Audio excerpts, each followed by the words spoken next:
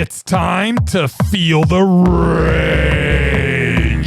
Welcome to Film Rage, where we talk movies in theaters, streaming, and classic films as well. Directors and actors beware, as you cannot hide from the rage. My name is Bryce, and I'm part of the Film Rage crew, which also includes Jim. Hey there, Jim. Hey, Bryce. And also we have the Merman. Whoa.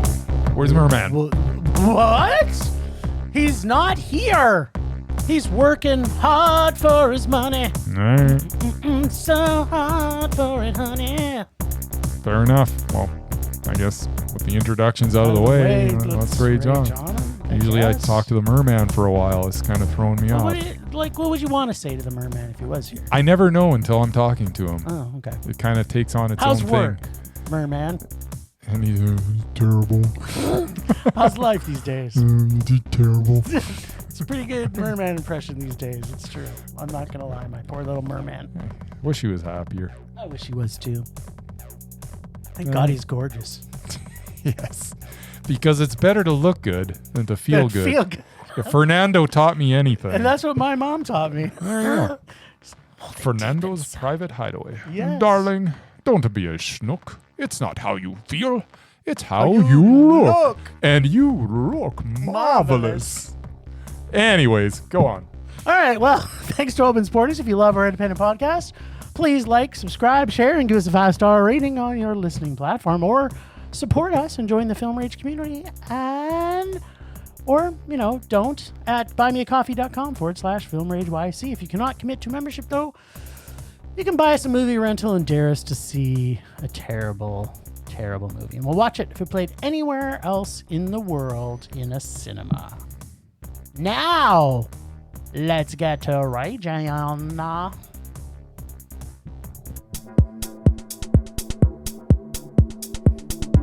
So good. This isn't our normal music. What do you mean it's not our normal music?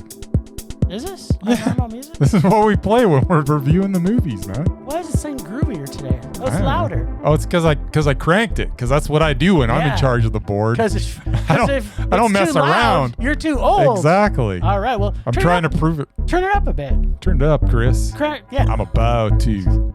Turn it up, Chris. Because that's what I was born to do. Yeah, you were.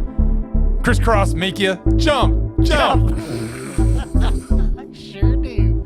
All right, well, we don't have any Merman this week, so he ain't predicting nothing, honey, as they say. I think there's a cereal called Nuttin' Honey, isn't there? There is. I can't eat it because I'm one of those true vegans that doesn't even do eat the honey. Part. There you go. There's some vegans that do the honey. I don't do the honey. I don't think that's a vegan though. I think that's a wannabe vegan. Yeah, it's like I would be vegan if I was committed enough. That's a vegan in quotes. Yeah, that's right. Because those bees, they busted their ass for that honey. Exactly. And got nothing for it. Nothing. Not a damn thing. Except pain and suffering. I don't think they really got. Well, I mean, I don't know what the life of. I've never talked to a bee. It doesn't sound like the best life. But if you could, you would. I have to love to talk to a bee. Me too. They're like the coolest. I love bees. Bees are awesome. You know what? Let's not talk about movies this week. Let's talk about bees. Talk about bees. Okay. Well, no, we are going to talk about a movie called Black Phone. Oh, Black Phone 2. Duh. No, just 2. Yeah, duh. It's French for 2. Oh, I knew that. Yeah, it's duh. That's what grade 12 French does for you here in Canada. Grade 12? You got all the way to grade 12 French? I did. I went all the way, baby. Man, can't speak a word of it. It's a sad statement on our education system. Well, you know what? I don't think it's the education's fault. No? I think it's because where we live, just try and speak French to anybody. Nobody speaks it here. Yeah. Sorry, Quebecois, but I love your language. All right, so I believe we've already discussed this just the other week. Okay. But if there is a lake involved, it's at least worth seeing. It doesn't matter what the movie is. If there's a lake involved, it's worth seeing. But if there's a serial killer ghost back from hell making phone calls and skating in said lake, there is a great chance we may also be a Mondo. No kidding. That sounds like the greatest movie ever made. But let's put a pin in that for now. Okay. So, Black Phone decided to take a trip to Elm Street. in this new one. Totally. We have our sister and brother act back. The brother is suffering PTSD from killing and surviving the quote-unquote grabber. He has a different name in this, by the way. It's not the grabber. He doesn't like being called the grabber now that he's dead. Yeah, he wants to be called by his name. Yeah. Which It's was like, what, don't call John me or grabber. something? John Killer Dude? John Killer Dude. That's what he wants to be called. And the sister is looking for some action. Get some finger bangs from a new boy who loves Duran Duran. Who doesn't? Right? I mean, if you I was like the biggest. I'm not ashamed to say it. I was the biggest Duran Duran Who fan going. isn't? Duran Duran is They were awesome. so good. You know what? Their guitarist is one of the most the early Duran Duran. Andy Taylor. Andy Taylor is one of the most underrated. He went on to be a guitarists. good producer too. Yeah. He kind of went outside his, I wouldn't say he always wanted to put a little rock into it. Like he was always trying to get them to go a little more edgier. Heavier, yeah, and that's he probably left. And that's basically why he left. And then when he was producing, he was literally producing like hard rock acts. Because he's a guitar player. Yep. Nobody wants to be in a synth band. No. And that's the saddest thing about it is that Duran Duran became less synthy. Yeah. It's And I think he came back and started playing with them again. Oh yeah, for a couple albums, and then he left again. Anyway, that's the history of Duran Duran, everyone. Sorry, what were we talking about? Well, we're saying Black that Phone 2. basically, if you can buy a girl tickets yeah. to Duran Duran, you're definitely going to get into her pants. Which is what his intentions were. That's absolutely High school, man. intentions. Yeah. So if I had the money to buy Duran tickets. Anyway, so, but she also has a dream powers or something that allows her to see dead people. So as you can probably tell, there's a lot going on in this. So the dream stuff and the brother Black Phone stuff takes them to this lake/Christian camp. And this is where all the scary stuff happens. Just ask anyone who's been to a Christian camp, especially a Christian camp with potential priests involved, if you know what I'm saying. I do. Yeah. So Christian camp equals bad news. That's all I'm saying. By the way, this is 1982, right? Yeah, 82 or 83, something like that. That's the only problem I have with this. Yeah. There wasn't enough Duran Duran music in the soundtrack? No, they play, I believe, for someone that knows Duran Duran, I believe they only played a couple dates in the States in 1982. I'm actually looking it up right now. I think it was actually 83, so check their tour Was it schedule for 83? 83, yeah. Okay, I thought it was 82 that this took place. Well, double check 83. Okay, I'll check 83. But you know what? This is a make-believe movie, Bryce, so you can but if you're going to throw Duran Duran and you're going to say that they were in a certain place. If I was making up a movie and I wanted to talk about Duran Duran, I'd pretend they came to my town too. You know what? I might have to eat my words. There you go. All right, so as usual, Bryce Hey, they is were wrong. touring with Blondie. That would have been a show. That's cool. They Why didn't mention why that. weren't we there? They didn't mention that in the movie. No. You know Anyway. what? They're even in Calgary in 1982, so never mind. I'm an idiot. I've been saying that for years. So where were we? Oh, yeah. I don't think they were in Colorado. Well, this was in Colorado? Yes. They were in like Iowa. Well, Iowa's a pretty stone's throw away from Colorado. Cedar isn't it? Rapids isn't that far away, I don't think. I don't know. Okay, well, anyway, so let's get back to the Black Phone. Sorry, what were we talking about? Duh. All right, so we end up getting some phone calls, a bunch of dreams, some dream warring Yeah. in hockey gear from our Black Phone grabber, a mysterious lost trio of boys, and some adorable Christian camp counselors like Barbara, and her husband, Yeah. and of course, Barbara. their They're awesome coming to dad get you, comes Mom. back in a super surprising and also unbelievable entrance to the camp. Okay, so was the lake factor a thing in this? The answer is yes. And there was some cool, gory, stabby, bloody stuff, plus a bunch of talking and over-explaining everything that made this film feel like 3 hours long. But the slasher style Come on. killer stuff was a lot of corny, stupid fun. And even though nothing really ties together properly with science or logic in any way, in any form of reality. They created their own mythology. Exactly. It's fine. Like reasons why things are happening that make no sense. We did get cool dream sequences and an ending that was embarrassingly horrible. Really? Yeah, it was really bad. The ending was terrible. Was it? Yes, it was really bad. It was so fucking like corny. The ending on the lake? Yeah, where she gets the phone call. Well, no. Before, that's the ending. Yes, that's exactly what I'm saying. It was fine. Let me rephrase this. All right. The ending of the movie was embarrassingly bad. Was it? Yes, it was horrible. That's all right. It was about as good as the first one. It had a lot of stupid. There was some funny stuff. They created, like you said, their own universe. It was Black Phone by the lake. I thought, it's Black Phone too. I think I liked it more than Black Phone, and I like Black Phone. Yeah, I would say I liked it more because it's so stupid. Like it's one of those things. Well, it's a slasher stupid horror film. It's like they took Black Phone and they're like, okay, we want to bring this guy back. How are we going to do it? And they're like, and at the time, and while they were thinking about that, they were actually watching Nightmare on Elm Street. They're like, you know what? That's how we'll do it. Yep. Let's call Ethan Hawke, see if he's in. They call up Ethan Hawke. He says, "All right, I'm doing Sounds nothing good else. to me. I got nothing going on. I just got a couple movies that I made that probably will." I've made my movies like Blue Moon that are gonna get all the critics Oscar buzz. Yeah, the critics are gonna get all moist because of it. Yep. And then we'll do this for fun. Yeah. And Why so not? we did. I get to skate. I get to skate. I thought this was a lot of fun. It is so dumb. It's stupid. But it's a dumb horror movie, and if you're going to make a horror movie, sometimes making a dumb one is the way to go. I don't know how else they could have done it. They had to absolute rip-off of Nightmare on Elm Street, but with a little bit of their own mythology mixed in.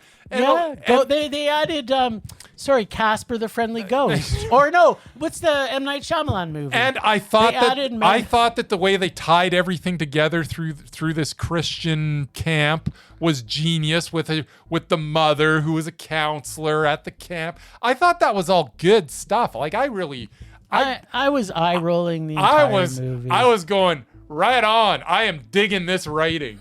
This is so good. And I loved when we're in the dream, we get the crackly kind of film. Like the visual stylings. The visual style was so cool. Yep. It was just lovely movie to look at. And the violence was good. The supernatural stuff. I mean, I don't know why I enjoyed it all so much, but everything I'm watching, I'm like, yes. You were kind of making comments and rolling your eyes. I'm like, what is he doing? This is freaking awesome. I love this movie. Oh my God. So it's like, how many people had to fall in the water? And they're okay. They haven't even get hypothermia. And every time that they went for the laugh, nailed it with me. Every time I was supposed to laugh, I laughed. Okay, but the difference is you were laughing with it, and I was laughing at it. I was laughing with it. I mean, they made this movie for me, man. It's ridiculous.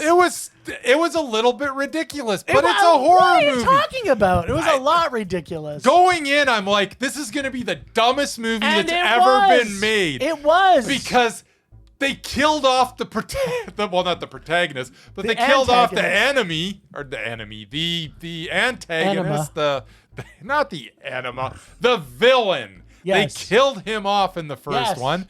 How on earth are they going to bring him back? Mm-hmm. This is going to be so dumb. And then they did it, and it was only a little bit dumb. It was a lot dumb. And kind of ingeniously dumb, to the point where I'm like, I'm digging this so much. I actually really, really like this movie. Visually great. Didn't miss a beat.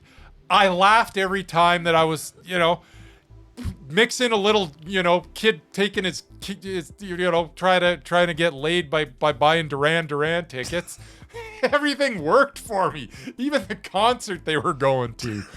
It was so much fun. The dad was great. The dad was good, but the dad was fantastic. God, the dad. Oh man, I'm talking myself into making this a Mondo because I thought I was like, this is a high meh. But you know what? It can't be. Please don't say it. I think this was Mondo. No, it was definitely not. I really liked it. No, you liked it. You did like it. I liked it. This is one of the better sequels that's ever been made in the history of movies. 100%. I will agree. I enjoyed it so much. The first one was a meh, and this one is also a meh. Black Phone 2 was Mondo. Oh my God, you are mentally. It was so ill. fun.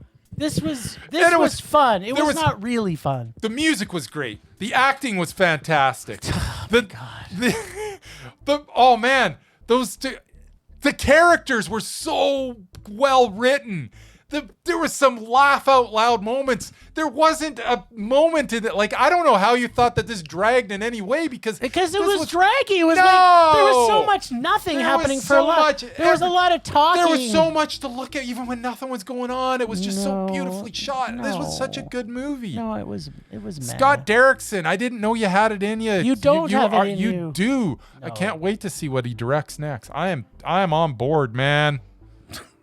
All right. Black Phone 2, Mondo. All right. You heard it here first, folks. So good. All right. Digging it.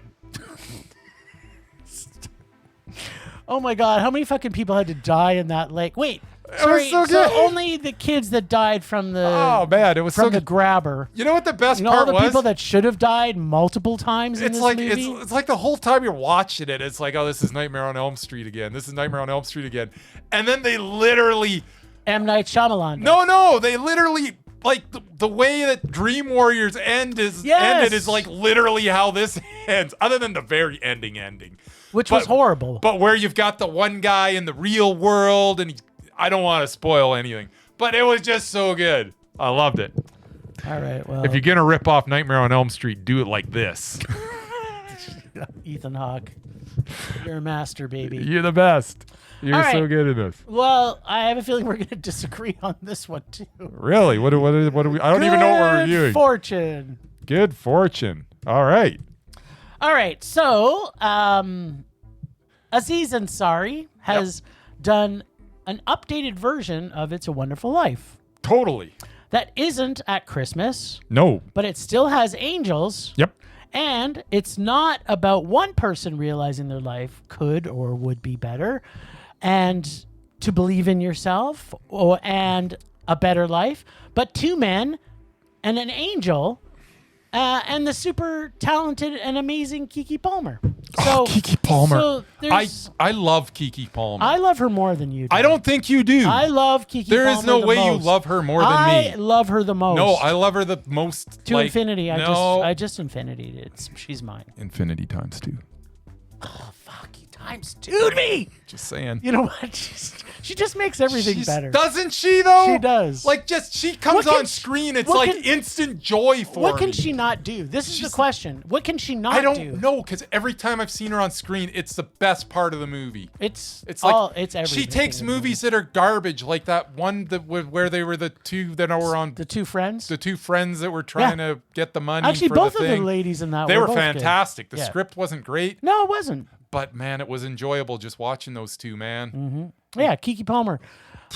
So you know what? We should go, when we get back to the lists, once we get back to some normalcy in our lives, we should find out if Keke Palmer is completely undoubted, because that could be a possibility. Yeah.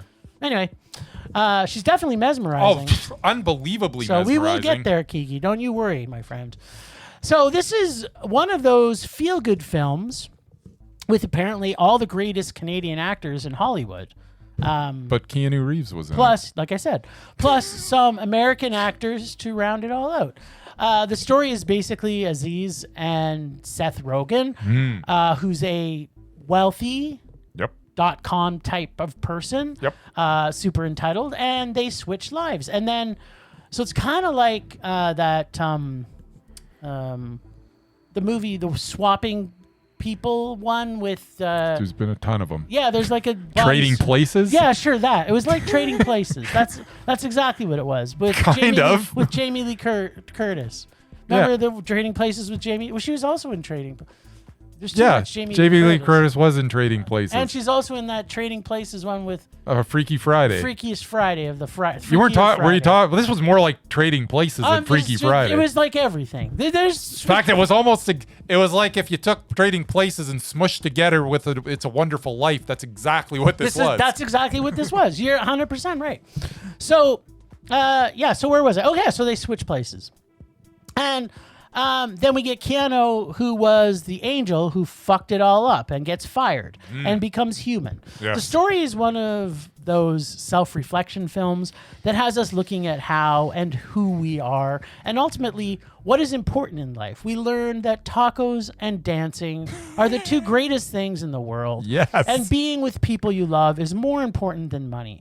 But also that big business should stop being dicks to hardworking people, and they need to be able to make a living wage and be able to eat tacos and to let people have time off their work to dance instead of having to work all the time. And I mean all the time. Yes. Like 27 different jobs just to survive. Well, that's the price you pay if you're living in LA. I think that's the price you pay in all big cities now. Because I think the same thing is happening in our own city. LA and New York, it's ridiculous. But the difference being is that in Calgary here, it's a lot harder to live in your car than it is to live in your car in LA. Yeah. Because they don't have minus 30. Well, I'm just surprised that there aren't more homeless in LA. I mean, I know there's a lot. Well, from the movie, we sure saw a lot. Yeah, there's a ton, but that's why are the homeless in Chicago not making their way to LA? Same reason why all the people that are people can't afford to get on a bus to go to someplace else, and who wants to walk 1,000 miles? This isn't the Proclaimers. They're not going there to fall in love. The Proclaimers are wealthy Scottish kids. They're not worried. True. They can fly. Yeah, they from Scotland. They're not walking anywhere. Walking 500 miles for nothing. Bull crap. And people who are homeless can't. That song is a lie. Plus, if you're homeless and you're on the smack or what they call it, or whatever, it's like it's not easy to walk anywhere without your dealer. So you got to stay close to home. That's why we have homeless people everywhere. All right. Unfortunately. It is unfortunate. All right. So where was it? Oh, yeah. The cast in this was really what makes this film. Each one of them is their stereotypical selves.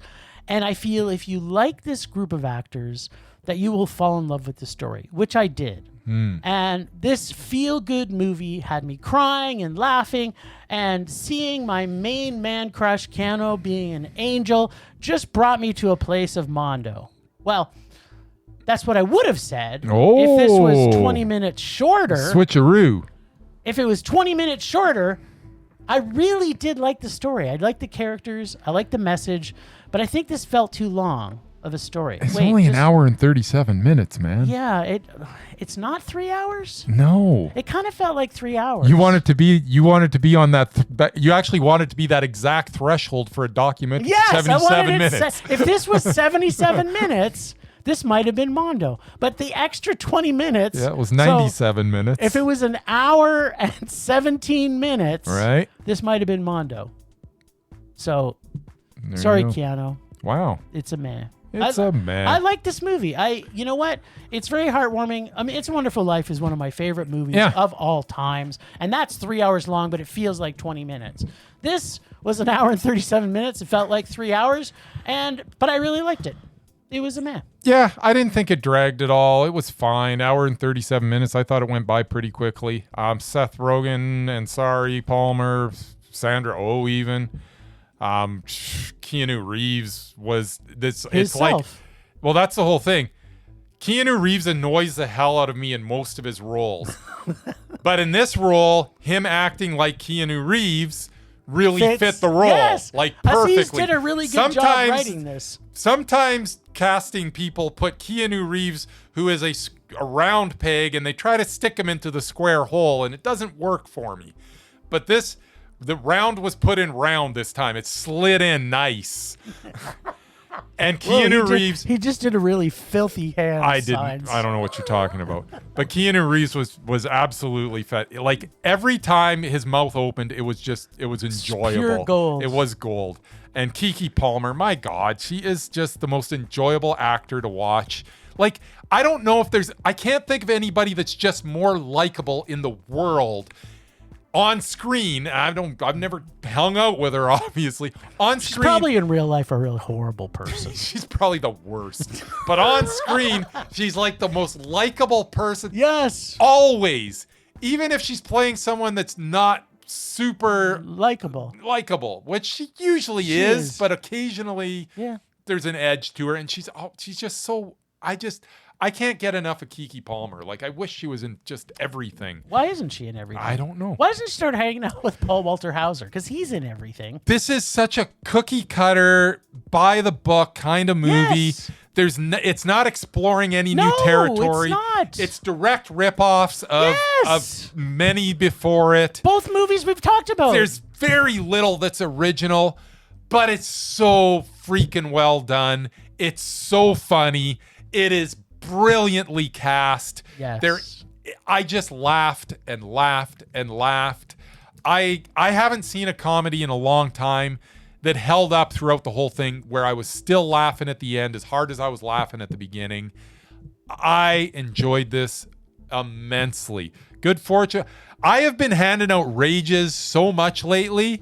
Like, I've been raging on everything. You kind of have, yeah. And then boom, I see 2 movies this week, and I absolutely love them both. Good Fortune is a Mondo as well. What? We're Mondoing it up this week, baby. Oh my God. So much Mondo. I can't wait to hear what he says about the next 2 movies. Gonna be Mondo. Everything's Mondo. Wow. Okay. Okay. I don't remember what the next 2 movies are. And it's a comedy. And it's a comedy. That's the thing. Comedies, they're not always enjoyable, but when they are, they're enjoyable and they're good. And it's a high meh. Did you? This was so funny and so well cast. Like, oh my God, everybody was brilliant. Yeah, and they're all their typical stereotypical selves. It's a fun movie. And I think maybe we got to credit Ansari as a director in this case. He's taken the strengths of everybody and just absolutely pushing it all the way through. Yeah. I tell you. By the way, well, I was right. We didn't agree on this. Sherry Cola needs to have had a bigger part. That's my only. Sherry Cola always has a bigger part. She just needs to be in everything. Stuff more too. But yeah, if she had a bigger part, this would have been like an ultimate Mondo. But yeah, unfortunately, she was barely in it. Do you know that there was another actress named Keke Palmer? I did not know that. She lived from 1907 to 1949. I wonder if Keke Palmer's parents knew that and named her after them. Maybe. Or maybe she changed her name to be Keke Palmer. How about Keke Palmer? Ever since Akilah and the Bee? Mm-hmm. Like when she was a kid, she was like mesmerizing. Like that performance in that movie. There's nothing she can't do. So good. In fact, maybe I need to watch that movie again. It's been a long time. You know what? It's one of my favorite movies. Like, it's one of those ones I don't watch very many movies again. Yeah. But that's a movie I've seen a few times. Oh, and she's just wonderful in it. Wonderful. Yeah. I'm glad that she, was a brilliant kid actor and now is a brilliant actor. Yeah. Hopefully you don't see that too often. She's grounded as a human. Yeah. She's not as horrible as we imagine she is. She seems like she is.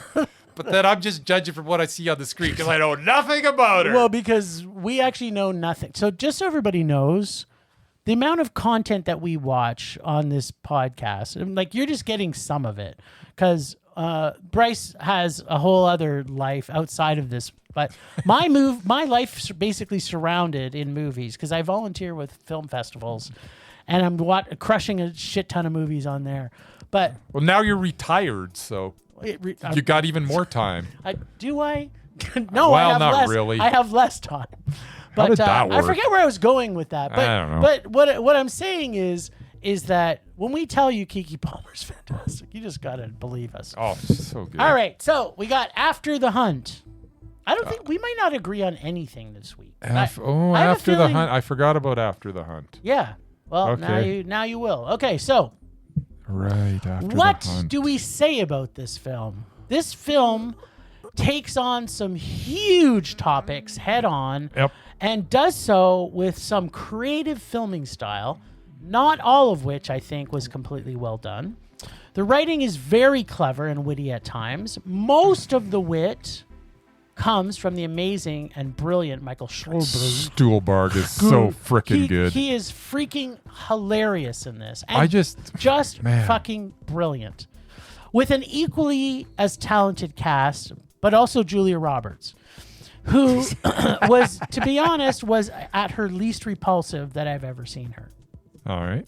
Of all the, because yeah, I get it. I would say she was like, wasn't fully repulsed by her. I was just a little bit repulsed by her in this movie. So she done good. She did good. This is the best performance I think she's ever had in her entire life. I'd agree with that.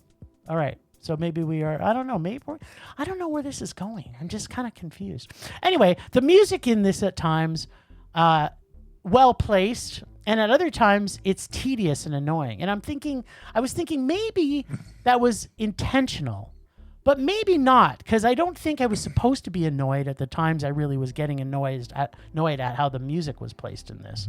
Because I'm listening to it and I'm going like, this music does not fit where this is. And you are fucking annoying me with that piano sound just droning on and on and on. And this is not a point where I should be annoyed in this film. Anyway, if you have seen the trailer of this, the primary story surrounds a PhD student accusing a professor of an assault, and Julia Roberts is best friends with said professor, played by Andrew Garfield.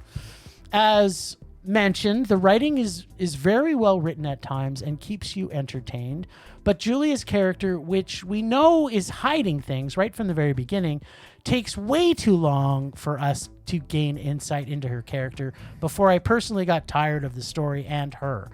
On top of that, how it all ends, I found a little too, and I'm going to put this in heavy quotes, politically correct, especially for the story that is opening some cans of worms to tell a story that was ultimately meh. I do believe that this will generate a ton of conversation with people who see it, though.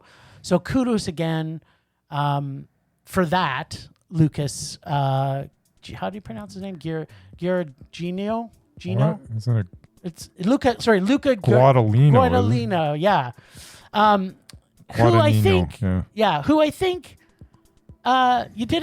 you just seem, you're not afraid to show people things they may not want to see.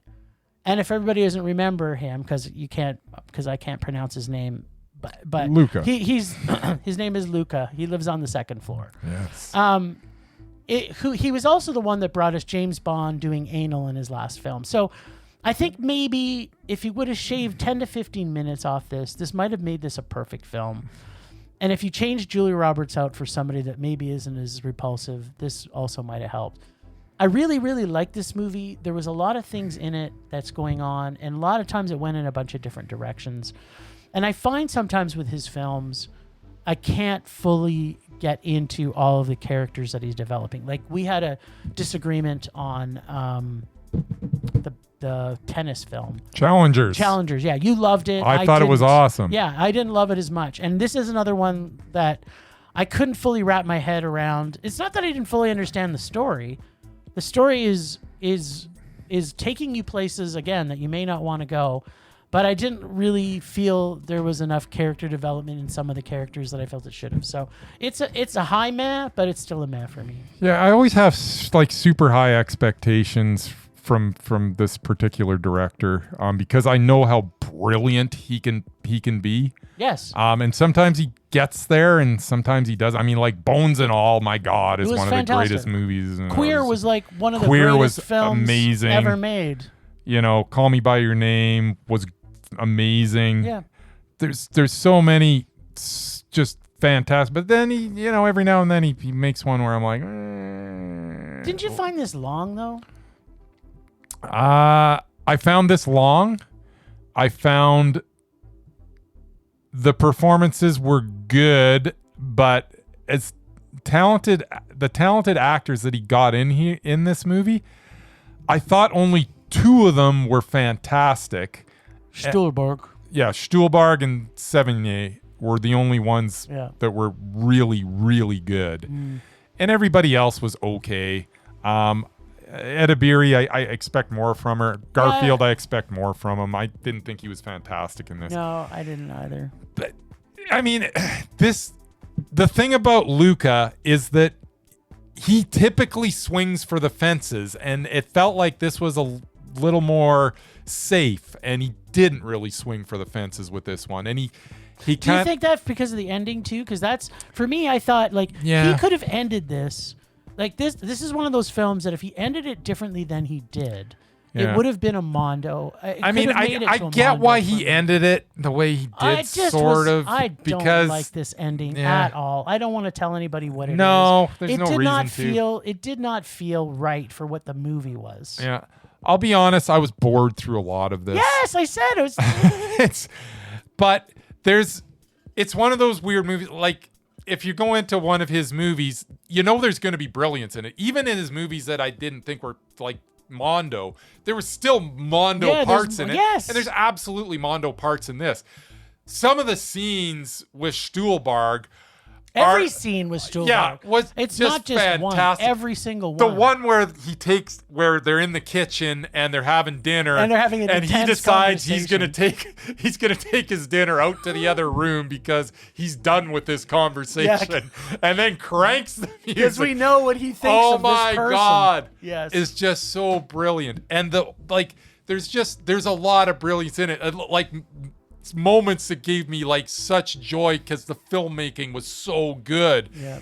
And then there's other times where I'm like, and then there's like kind of some places where it just felt a little safe. Yeah. Where I'm like, this doesn't really seem like you. So, I mean, I liked it. It wasn't horrible. It needed to be a half hour less.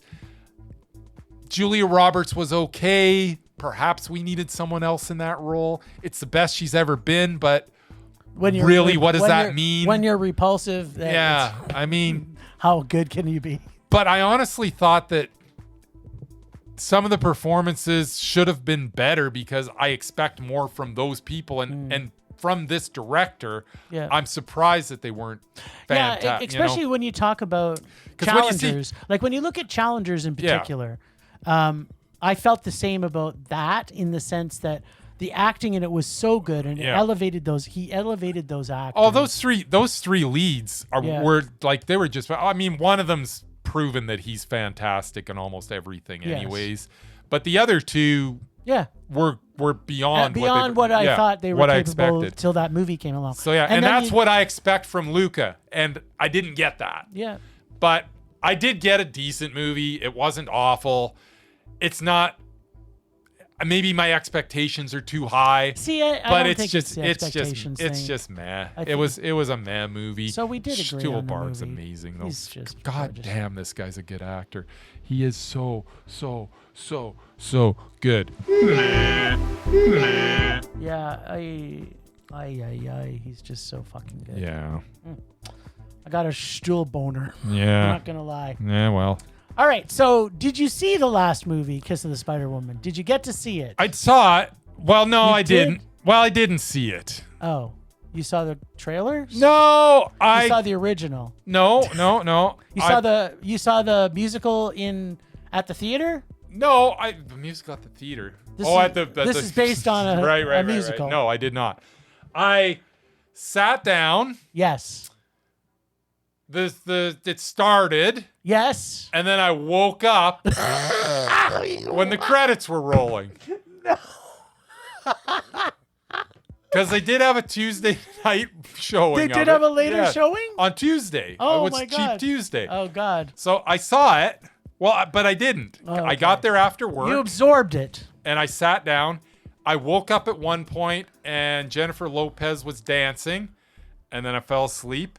And then I literally woke up at the end and the credits were rolling over top of some scene it looked like he was getting I don't know what he was. Was he getting out of prison? He was walking out of Yes. Okay, so he's walking He was getting out of prison. He was walking out of prison. Yes. And then he kind of had a handkerchief. Yes, that's right. Was that significant? Yes, it was. Okay, I remember a handkerchief. Yes. And then the credits rolled. That's right. That's the entire movie that I saw in that section. And Jennifer Lopez's dance. And Jennifer Lopez. 5 dance steps. Yeah, I saw her dance for a little bit, and that's it. Nice. All right. Well, let me tell you what you missed. And I didn't. And nobody else was in the theater. So, just so everybody knows, I was there by myself.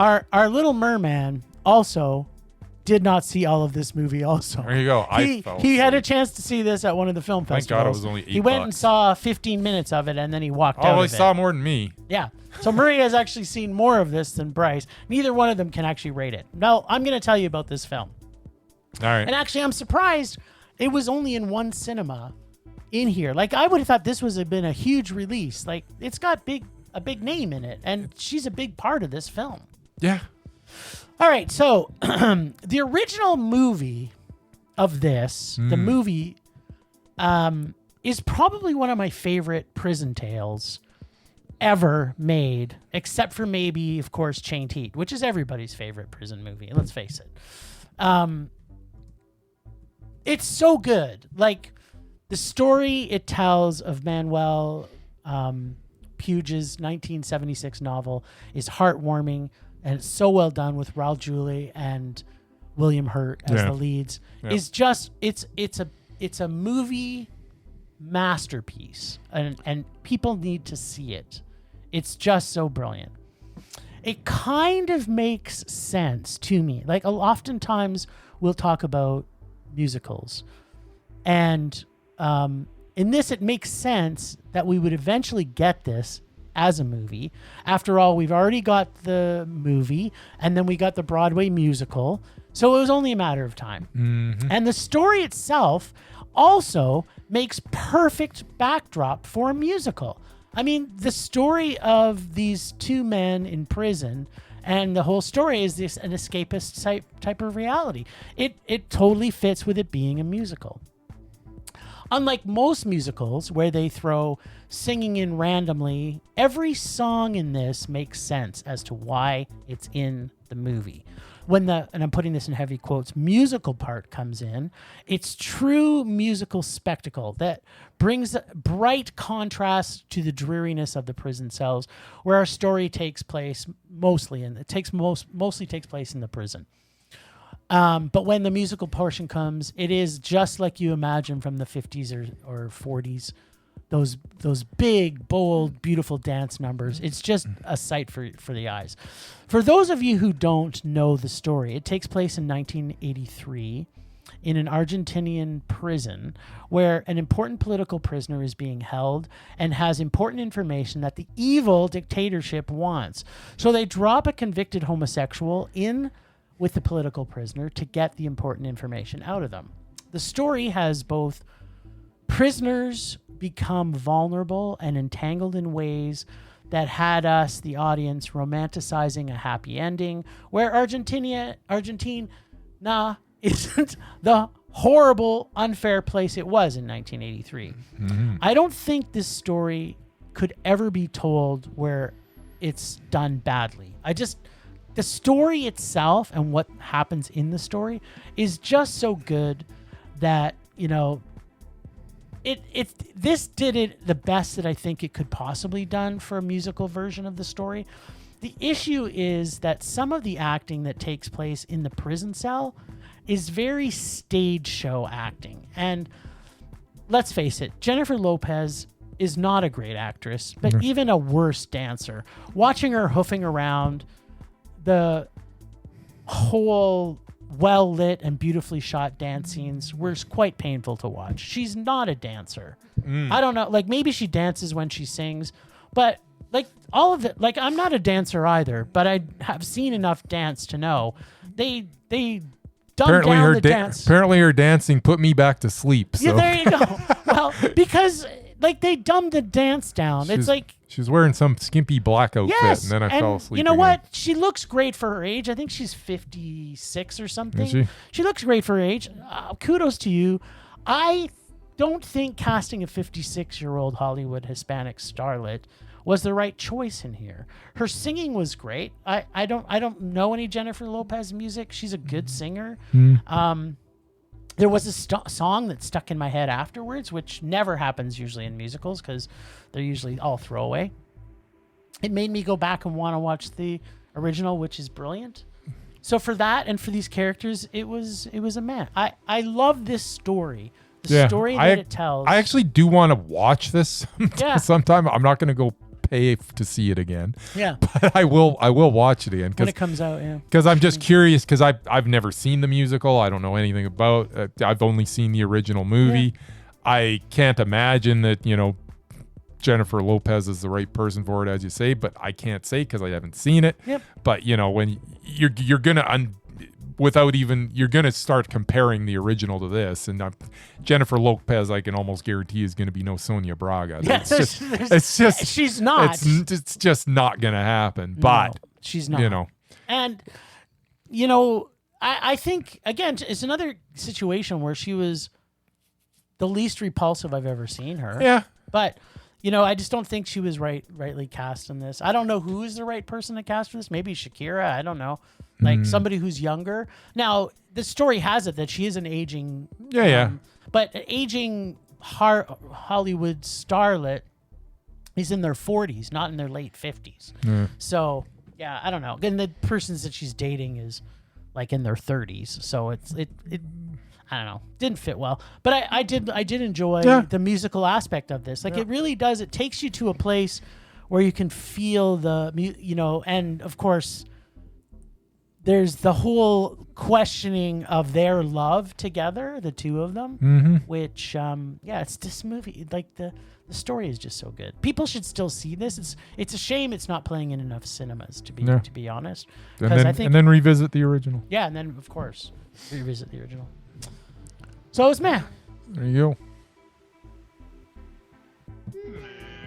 I don't know why I'm hitting that. There's only one person that was... Well, that's because it was a unanimous man. Oh, okay. Well, I'll do it again then. I'm unanimous. That's it. I'm the unanimous one. Yeah. It's unanimously meh. It was one person. Exactly. All right. What else did we see? That's it. That's all we saw. Really? I know next week we're going to see, I think, 7 films or something. What? Yeah, I think there's like 7 films. That doesn't seem right. That's a lot of films. I'm just going to count. People don't have to know what they are. All right. Because you're going to find out next week. 7 We're seeing 1, 2, 3, 4, 5. Sorry, it's only 6. Oh. Yeah. Lovely. All right, then. Temperature rising. Vision blurring. Rage taking over.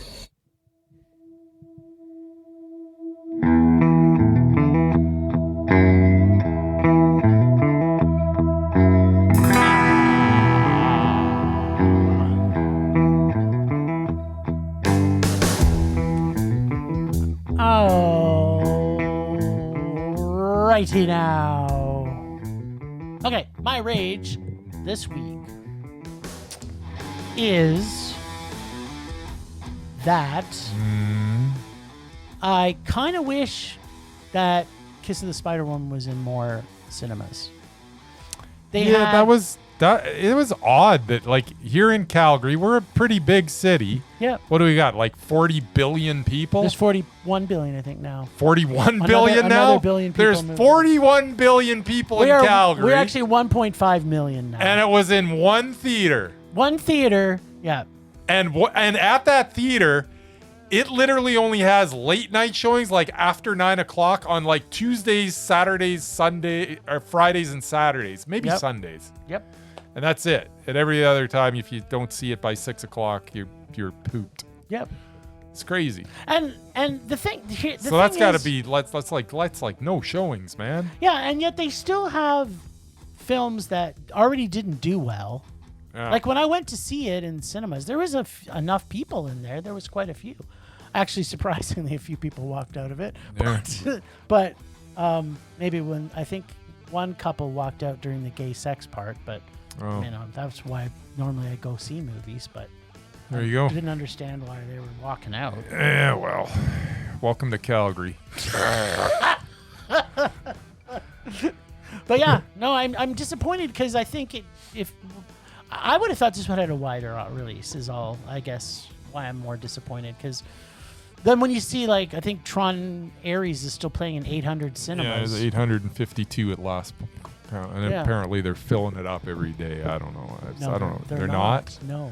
Oh, okay. I don't know. So we could have put this in another cinema and probably would have got some more watches. Right. That's my rage. That's your rage?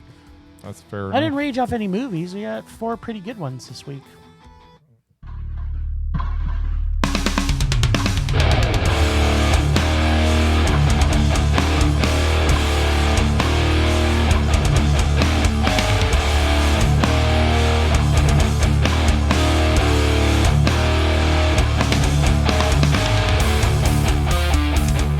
Alrighty.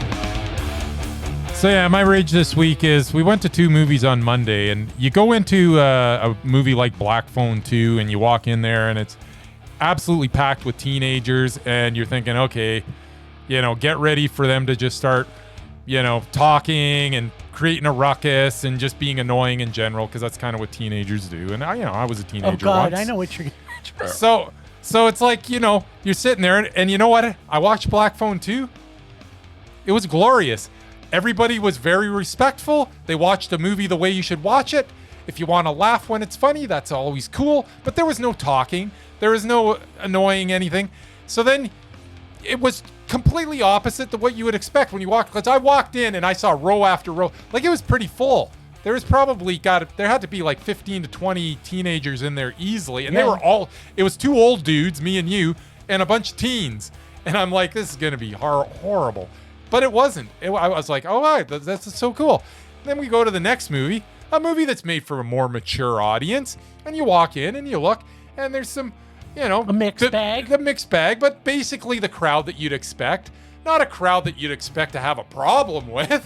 No. You sit down, you start watching, and they start yakking and just talking. And, oh, this is so annoying. And blah, I don't understand what's going on. And blah, blah, blah, blah. And it just kept going on and on. What the hell is going on? It's like, what is wrong with you? We just left a screening with a bunch of 15-year-olds, and they could, be respectful. But now we walk into this, and we got some 60-year-olds that are causing a ruckus.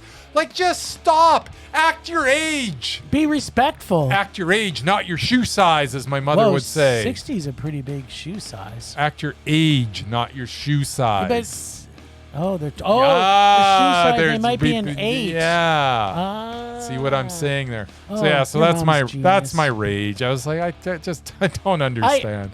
But you know what? Kudos to you, to all those teens that watched Black Phone 2 with us, because you know what? I'll watch a movie with you guys any day.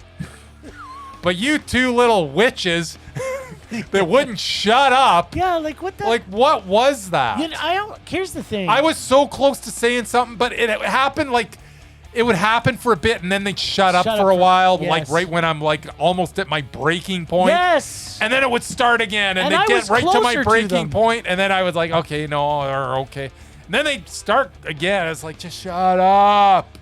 Yeah, they were beyond annoying, I would say. Indeed. But here's the thing is that I think what's happened in the cinema, we talk about this a lot, is that, we love the cinema because when we go see a comedy, we want to laugh with people. We want to go to a horror movie and gasp with people. Yes. We want to go to see a drama and shut the fuck up with people. Yeah. But there's people. We want to experience it with people. We don't want the people distracting us from what we're watching. But what I think has happened through like the drop in cinema viewings from COVID is that everybody's used to talking to each other because they're watching it at home because they can pause the movie and go blah blah blah. Or there's people we know, they will remain nameless, that want to talk through the entire movie. And now there's movies that you and I will talk through, but that's because it's made for that. Yes. They're terrible movies. The director knows it's terrible. Yes. They made it for... The director's not fooling anybody. They made it for $100,000, and they're going to make $5 million, so they're going to make a third Winnie the Pooh. But these people come to the cinema, and they forget that oh yeah, there's other people here, and that they don't want to hear us fucking talk about how stupid you are as a viewer. Yeah. I'm sorry, you're too stupid. You should have to get tested before you come in. Answer these 5 questions. You're right. Whether you understand deep concepts in political satire or potentially just in dramatic. This I'm movie's sorry. not for you. This movie's not for you because you're too stupid to get into the cinema. Here's your money back. Here's your money. No, you don't get your Go money watch back. Tron. You Go watch Tron or a Michael Bay movie. Or a Michael These are the Bay 2 movie. movies that you're qualified to go watch. Transformers 10 Yes. with CGI animals and Yeah. oh, sorry, what's his name? Anything by Disney. Tyler Perry. Yeah, Tyler Perry. Yeah. These are the 2 movies that you're allowed You're to. you're allowed to watch Disney Studios, and that's it. And Angel Films. And there Angel you go. Films. Those are the ones you will appreciate. Yes, because those are the ones you'll understand. Yeah. Fair enough. That's a good rage, by the way.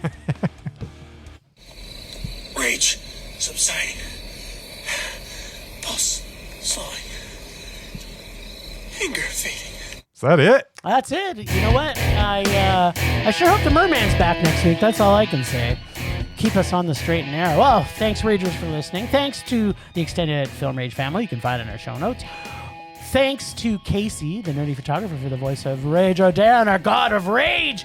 Casey will be back. I know I keep saying it, but this month of October is cray-cray for us.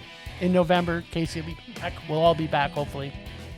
Find us on social media everywhere at Film Rage YYC. Check out everything Film Rage at filmrageyyc.com, including our merch site for Redbubble and TeePublic. We always want to make this a raging blast for our listeners, so please comment, like, and subscribe, and send us emails to filmragecowguy@gmail.com. Dares to see terrible movies to fuel our rage. But no matter what you do, please, please, please, pretty please, please, please, make us rage. Unlike this week, rage on!